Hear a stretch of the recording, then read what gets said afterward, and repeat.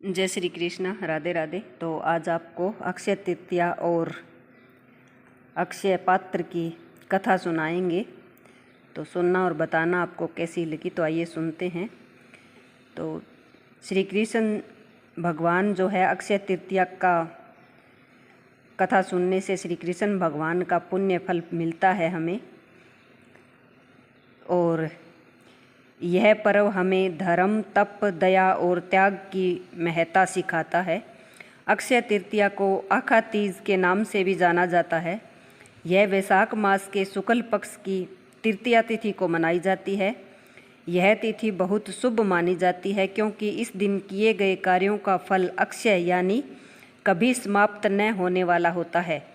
यह एक ऐसा पर्व है जो चंद्र और सूर्य दोनों की विशेष स्थिति में आता है, और यह दिन किसी भी शुभ कार्य के लिए अबूझ मुहूर्त भी माना जाता है। यानी इस दिन कोई भी शुभ कार्य बिना भी पंचांग देखे किया जा सकता है।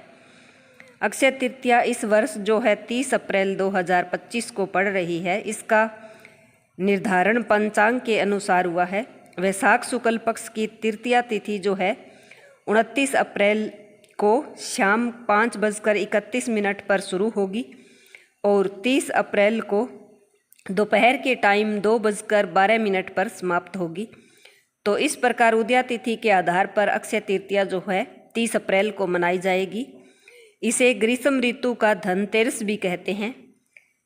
शास्त्रों में कहा गया है, न वैशाख समो मासो न कृतेन युगम समम न च वेद समम शास्त्रम न तीर्थ गंगा समम। अर्थात वैशाख जैसा कोई महीना नहीं, सतयुग जैसा कोई युग नहीं, वेद जैसा कोई शास्त्र नहीं और गंगा जैसा कोई तीर्थ नहीं। ठीक वैसे ही अक्षय तृतीया जैसी कोई अन्य तिथि नहीं है। यह एक अविनाशी तिथि मानी जाती है जिसे स्वयं सिद्ध मुहूर्त कहते हैं, अबूझ मुहूर्त भी कहते हैं इसको, जिसमें बिना किसी पंडित या ज्योतिषी की सलाह के बगैर ही शुभ कार्य और 16 संस्कार संपन्न किए जाते हैं।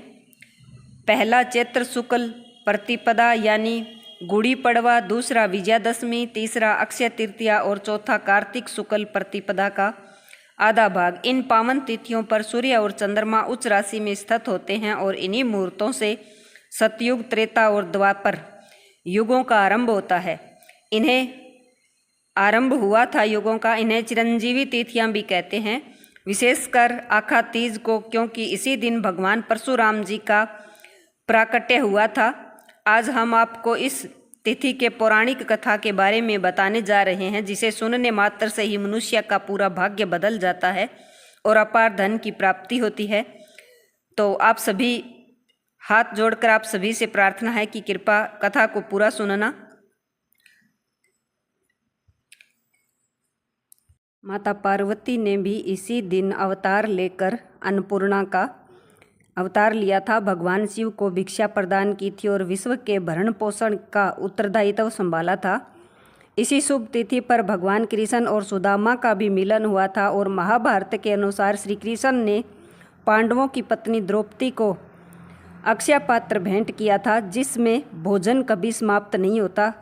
अक्षय तृतीया का यह शुभ दिन वह अवसर है जब महर्षि वेदव्यास जी ने महाभारत ग्रंथ की रचना आरंभ की थी, जिसमें श्रीमद् भागवत गीता का भी समावेश हुआ था। और इसी दिन गीता के 18वें अध्याय का पाठ करने से अक्षय पुण्य की प्राप्ति होती है। ऐसा भी माना जाता है कि इसी दिन महाभारत का युद्ध समाप्त हुआ और द्वापर युग का समापन हुआ था। भगवान श्री कृष्ण ने युधिष्ठिर को बताया था कि इस तिथि पर जो भी रचनात्मक या सांसारिक कार्य किए जाते हैं वे 100 गुना पुण्य फल प्रदान करने वाले होते हैं। चाहे घर बनाना हो, नया व्यवसाय शुरू करना हो या कोई शुभ कार्य आरंभ करना हो, इसकी शुरुआत इस दिन करने से सफलता और कीर्ति प्राप्त होती है। इस दिन बिना पंचांग देखे ही विवाह, गृह प्रवेश, भूमि, वाहन खरीद सकते हैं। नए वस्त्र या आभूषण धारण करना, नई संस्था का स्थापन करना, ये सब करना शुभ माना जाता है। अक्षय तृतीया के दिन किए गए कार्यों में स्थायित्व और बरकत बनी रहती है। इस दिन भरपूर खरीदारी के साथ दान भी अवश्य करना चाहिए ताकि पुण्य का संचय हो सके। और पितरों के निमित्त भी भोजन का दान करना, आश्रमों में अन्न भोजन और कपड़े आदि का दान करना, गरीबों को भोजन देना बहुत ही ज़्यादा पुण्यकारी माना जाता है। और इस दिन किसी पवित्र स्थान गंगा में स्नान करने से भी सारे पापों का नाश होता है। इस दिन जौ का दान करना बहुत ही पुण्यकारी होता है। एक मुट्ठी जौ का दान सोने के दान के समान होता है, क्योंकि जौ को धरती का पहला अन्न और स्वर्ण के समान माना गया है। इसके अतिरिक्त पंखा, छाता, चप्पल, वस्त्र, कुछ अन्य सामग्री भी दान में दे सकते हैं। कहते हैं कि इससे भी पुण्य का फल प्रदान होता है। और अगर संभव हो तो एक मुट्ठी चावल दान भी करना चाहिए। और दान से प्राप्त पुण्य जीवन के बाद भी साथ में चलता रहता है। दान जो है, इस दिन शिव पार्वती और नर नारायण की पूजा का विशेष विधान है। अक्षय तृतीया के दिन बद्रीनाथ धाम के कपाट खुलते हैं और वृंदावन में बांके बिहारी जी के मंदिर में केवल इसी दिन उनके चरणों के दर्शन होते हैं, जो वर्ष भर वस्त्रों से ढके रहते हैं। यह अद्भुत तिथि अपने भीतर अनंत महत्व समेटे हुए है। इसके महत्व का एक प्राचीन कथा है जिसको समझा जा सकता है। एक समय धर्मदास नामक एक सदाचारी वैश्य हुआ था, जो देवताओं और ब्राह्मणों में गहरी श्रद्धा रखता था। परिवार बड़ा होने के कारण वह हमेशा चिंता में रहता था। एक दिन उसने क्षय तृतीया का महत्व सुना और उस दिन व्रत रखकर गंगा में स्नान किया। उसने देवी देवताओं की विधि पूर्वक पूजा की तथा गोले के लड्डू, पंखे, जल से भरे घड़े, जौ, गेहूँ, नमक, चावल, सत्तू, दही, गुड़ और सोने चांदी के आभूषण ब्राह्मणों को दान में दिए।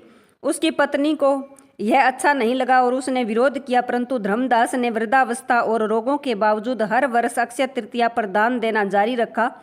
अपने पुण्य के प्रभाव से अगले जन्म में वह कुशावती नगरी का समृद्ध और प्रतापी राजा बना। अपार वैभव के बीच भी उसकी बुद्धि धर्म से कभी विचलित नहीं हुई थी। इसलिए कहा जाता है कि अक्षय तृतीया पर दान करने से पुण्य संचित होता है और अगला जन्म जो है सुख में होता है। इस दिन पितरों और स्वयं द्वारा अनजाने में किए गए पापों के लिए भगवान से सच्चे मन से क्षमा मांगनी चाहिए। ईश्वर इस दिन सभी अपराधों को क्षमा कर सद्गुण प्रदान करते हैं और अपनी बुराइयों को प्रभु के चरणों में अर्पित कर सद्गुणों की याचना करनी चाहिए। यह दिन इसलिए विशेष होता है। इस दिन दीपावली और धनतेरस की भांति खरीदारी भी की जाती है। तो ये थी जानकारी। अब आपको एक कथा सुनाते हैं। तो बहुत समय पहले की बात है, एक धर्मराज युधिष्ठिर ने श्री कृष्ण भगवान से पूछा कि हे माधव, ऐसा कौन सा व्रत या दिन है जिस पर किए गए दान और तप का बहुत ही ज़्यादा फल प्राप्त होता है। तो भगवान श्री कृष्ण ने कहा कि हे धर्मराज, वैशाख शुक्ल पक्ष की अक्षय तृतीया को, जिसको आखा तीज के नाम से जाना जाता है, इस दिन जो भी मनुष्य व्रत करता है, पवित्र स्नान गंगा में स्नान करता है, ब्राह्मणों को दान देता है, उसके पुण्य का फल कभी भी समाप्त नहीं होता। इसके बाद भगवान श्री कृष्ण ने कहा कि युधिष्ठिर, एक गरीब ब्राह्मण और अक्षय पात्र की एक प्राचीन कथा सुनाता हूँ, जिसे ध्यानपूर्वक सुनना। बहुत प्राचीन समय की बात है। विदर्भ देश में एक गरीब ब्राह्मण अपने परिवार के साथ रहता था। वह बहुत ही निर्धन था, परंतु अत्यधिक धार्मिक और सत्यनिष्ठ था। दिन रात भगवान विष्णु की भक्ति में लीन रहता था और किसी प्रकार से भिक्षा मांगकर अपने जीवन का गुजारा करता था। उसकी पत्नी भी बहुत ही पतिव्रता और धर्मपरायण स्त्री थी। वह हर व्रत और पर्व को नियम पूर्वक करती थी, परंतु भूख और गरीबी और संतोष ने उनके जीवन को बड़ा कठिन बना दिया था। एक दिन गर्मी के महीने में जब धरती तप रही थी, घर में अन्न का एक भी दाना नहीं था। भूख से ब्राह्मण की पत्नी का चेहरा पीला पड़ गया। ब्राह्मण उसे देखकर बहुत ही दुखी हुआ और बोला कि मैं अब और नहीं देख सकता, तुम्हारा यह कष्ट है, इसको सहन नहीं कर सकता। मैं वन में जाकर भगवान नारायण की तपस्या करूंगा और जब तक वह मुझे दर्शन नहीं देगा मैं वापस नहीं लौटूंगा। पत्नी ने सहर्ष अनुमति दे दी और पति को विदा करते हुए स्वयं व्रत का संकल्प लिया। जब तक मेरे स्वामी सफल होकर नहीं लौटेंगे मैं अन्न ग्रहण नहीं करूंगी। तो ब्राह्मण वन में चला गया और कठोर तपस्या करने लगा। उधर उसकी पत्नी रोज जलपान मात्र पर दिन काट रही थी और विष्णु का नाम जप रही थी।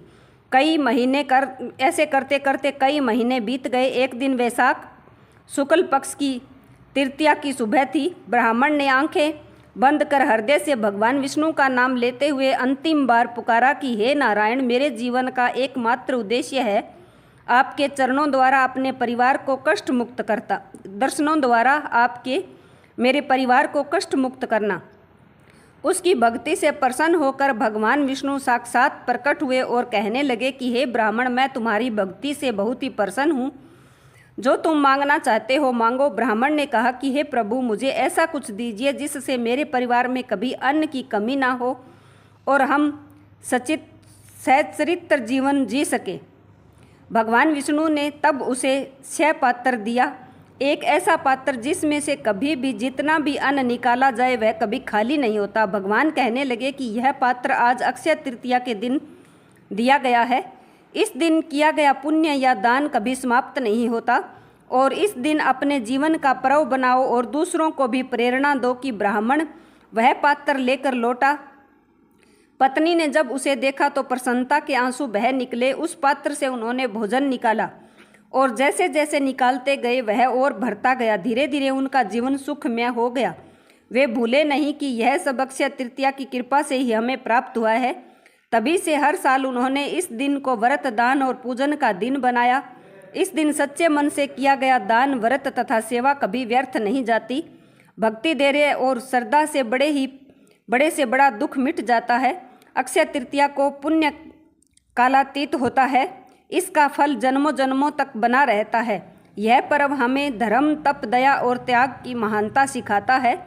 तो अब बताओ ये कथा आपको कैसी लगी। तो सभी भाई बहनों को जय श्री कृष्णा, राधे राधे। और सभी भाई बहन अक्षय तृतीया पर दान अवश्य करना, व्रत भी करना हो सके तो भगवान विष्णु और लक्ष्मी माता की पूजा अवश्य करना। जय श्री हरि की जय हो।